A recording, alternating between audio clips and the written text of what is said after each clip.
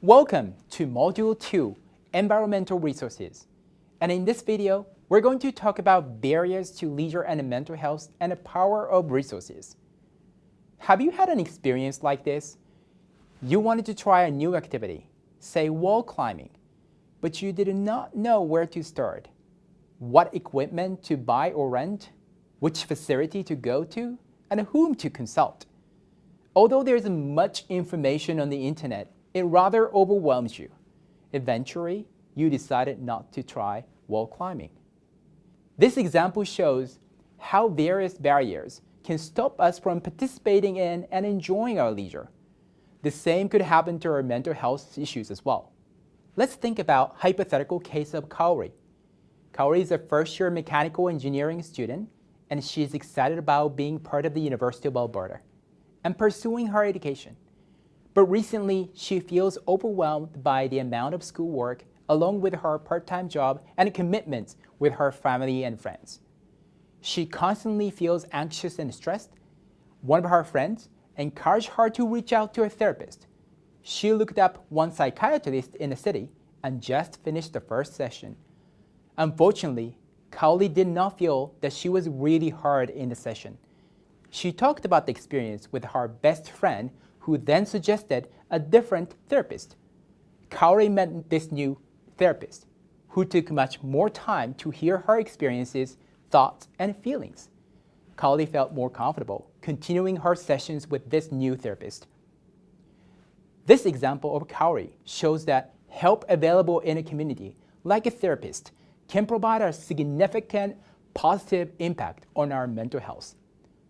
We call such support materials, information, and other assets as resources. Kaori's example also indicates that not all resources are the same for people. Some resources, like a certain therapist, would work better for you than for others. So knowing what resources are available is one thing, but figuring out which works well for you is another.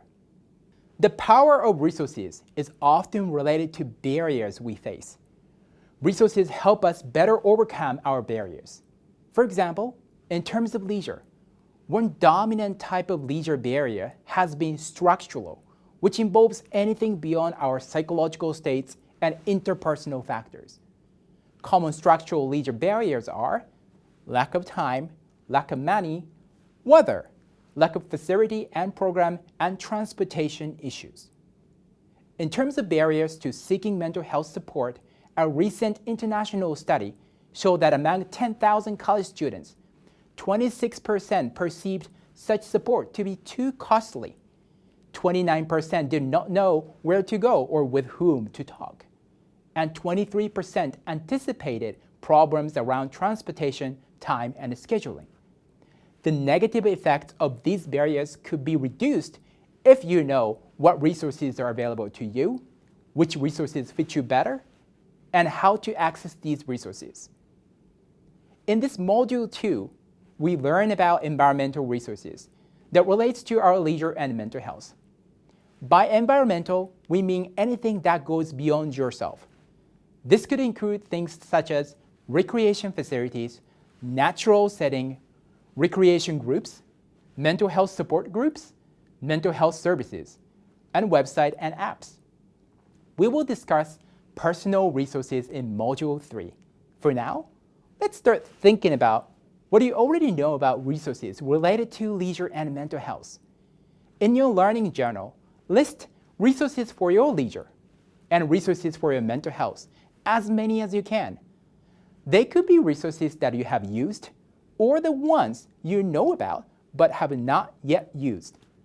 Let's see how many you can list.